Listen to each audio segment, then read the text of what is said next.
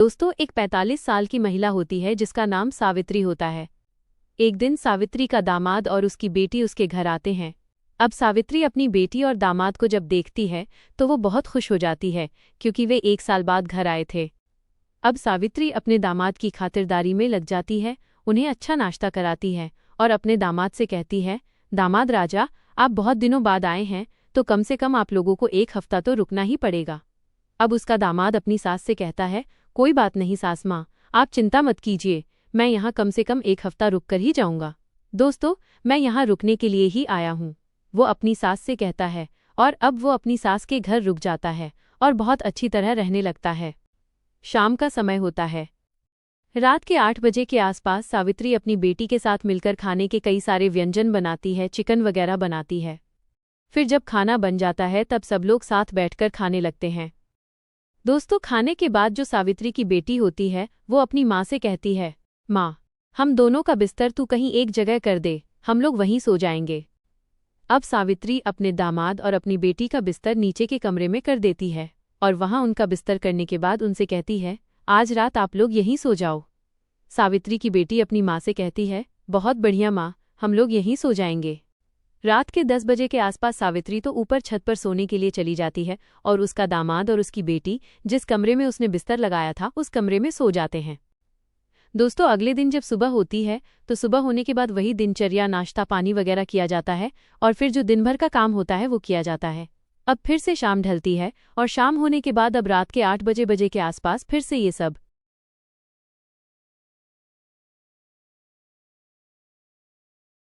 मिलकर खाना बनाते हैं और खाने के बाद दोस्तों अचानक बिजली चली जाती है। अब जब बिजली चली जाती है तो वो गर्मी का मौसम था, उस समय गर्मी का दौर चल रहा था। तब सावित्री की बेटी अपनी माँ से कहती है कि माँ, तू अपनी छत पर तेरे पास ही हम दोनों का भी बिस्तर लगा दे, क्योंकि आज मुझे नहीं लगता कि बिजली आने वाली है। ऊपर हवा चल रही है तो हम लोग भी वहीं तेरे पास ही ऊपर सो जाएंगे। दोस्तों, सावित्री जो होती है वो अपनी बेटी और दामाद का बिस्तर अपनी छत पर अपने पास ही लगा देती है। दोस्तों, इसके बाद अब रात के 10 बज जाते हैं। 10 बजे तक सावित्री का जो दामाद होता है वो सोया नहीं था, वो अपनी आंखें बंद करके ऐसे ही लेटा हुआ था। अब सावित्री ऊपर से नीचे जाती है और नीचे से सरसों के तेल की एक बोतल लेती है और उसे अपने तकिए के पास रखकर सो जाती है। अब उसका जो दामाद होता है वो अपनी सास को ये सब करते हुए देख रहा था और वो हैरान हो रहा था कि मेरी सास नीचे गई और नीचे जाकर सिर्फ तेल की बोतल लेकर आई और उसे तकिए के पास रखकर सो गई। दोस्तों, अभी वो इसी सोच में डूबा हुआ था कि तभी और 2 घंटे का समय बीत जाता है। 2 घंटे बाद रात के 12 बजे के आसपास सावित्री उठती है, वो तेल की बोतल उठाती है और अपने घर के सामने सीधे एक जंगल की तरफ चली जाती है। वहां जाने के बाद दोस्तों, जो उसका दामाद होता है वो उसे देखकर इस सोच में पड़ जाता है कि मेरी जो सास है वो पहले तो तेल लेकर तकिए के पास सोई और फिर रात को 12 बजे वो बोतल उठाकर सामने जंगल में गई, तो आखिरकार वो क्या करने गई है? आखिरकार इसके पीछे की क्या वजह होगी? अगले दिन का समय जब बीतता है तो अगले दिन फिर से वही सावित्री कड़वे तेल, सरसों के तेल की बोतल लेकर तकिए के पास रखकर सो जाती है और जब 12 बजने का समय होता है तो वो उस बोतल को उठाती है और घर के सामने वाले जंगल में चली जाती है। उसके पीछे पीछे उसका दामाद भी वहां चला जाता है। दामाद जब वहां पहुंचता है तब वो एक पेड़ के पीछे छिपकर अपनी सास को देख रहा था। दोस्तों, थोड़ी देर बाद कुछ ऐसा होता है कि जब उसका दामाद वो सब देखता है तो उसके होश उड़ जाते हैं। वो दंग रह जाता है कि मेरी सास भला ऐसा कैसे कर सकती है। दोस्तों, आज की इस सच्ची घटना की शुरुआत होती है बिहार राज्य से। इसी राज्य के अंतर्गत एक जिला आता है और उसी जिले के एक गांव में सावित्री नाम की एक महिला रहती थी। सावित्री की उम्र 45 साल के आसपास थी। उसका पति नहीं था। 3 साल पहले उसके पति का एक बीमारी के कारण निधन हो चुका था। सावित्री की एक बेटी भी थी जिसकी शादी उसने 2 साल पहले ही करवाई थी और वो अपने पति के साथ अपने ससुराल में ही ज्यादातर रहती थी। सावित्री जो थी वो अपने घर में अकेली ही रहती थी और अकेलेपन में ही जिंदगी बिता रही थी। उसकी बेटी और उसका दामाद 1 साल से उसके घर नहीं आए थे। अब 1 साल से वो अपनी बेटी और दामाद को याद कर रही थी। तब वो अपनी बेटी को फोन करती है। कहानी का हिंदी अनुवाद। और वो उससे कहती है कि बेटी, मुझे तुम्हारी बहुत याद आ रही है, तुम कई दिनों से घर भी नहीं आई हो।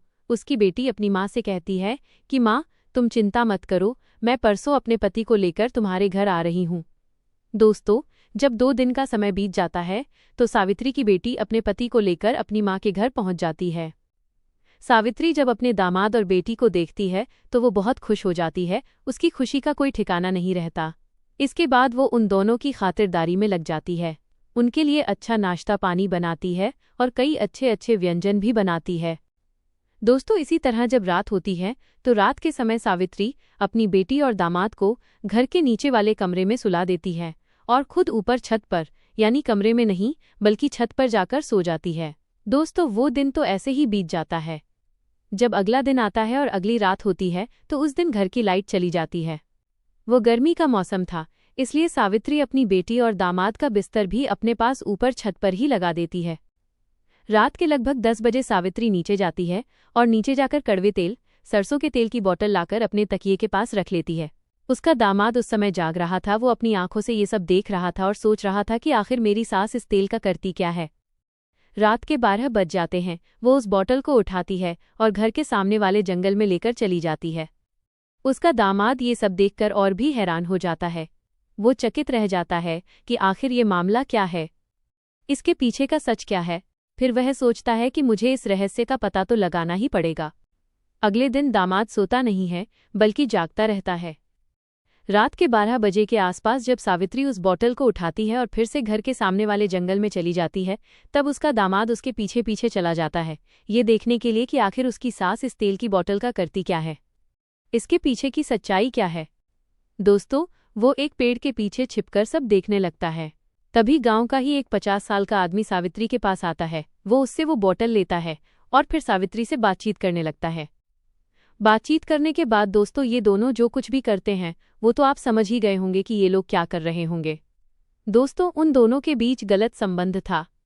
अब सावित्री का दामाद ये सब देखकर बहुत हैरान हो जाता है। वो सोच में पड़ जाता है कि मेरी सास भला ऐसा कैसे कर सकती है। जी हाँ दोस्तों, अब इसी तरह 1 घंटा बीत जाता है और 1 घंटे बाद जब सावित्री अपने घर वापस आने लगती है तो उसका दामाद उससे पहले ही घर आकर बिस्तर पर सो जाता है। इस तरह वो रात भी बीत जाती है। जब अगली रात आती है तो सावित्री का फिर से रोज का वही काम था। वो रात को 12 बजे फिर से वही बोतल उठाती है और घर के सामने वाले जंगल में चली जाती है। दोस्तों, उसका दामाद अपनी सास की इस हरकत पर बहुत गुस्सा हो जाता है। वो सोचता है कि आज तो मैं अपनी सास को रंगे हाथों पकड़कर ही रहूंगा। वो अपनी सास के पीछे पीछे जाता है। फिर जब वो आदमी आता है तो दामाद अपनी सास को वहीं रंगे हाथों पकड़ लेता है। अब उसकी सास अपने दामाद के सामने हाथ जोड़कर खड़ी हो जाती है और कहती है, मुझसे बहुत बड़ी गलती हो गई है, मुझे माफ कर दो। लेकिन उसका दामाद कहता है, सासू माँ, आपने जो गलती की है वह बहुत बड़ी है और इसकी सज़ा तो आपको मिलनी ही चाहिए। मैं पुलिस को यहीं बुला लेता हूँ और आपको पुलिस के हवाले कर देता हूँ। लेकिन उसकी सास बार बार उससे विनती कर रही थी कि नहीं, मुझे माफ़ कर दो, मैं आज के बाद ऐसा कोई काम नहीं करूँगी।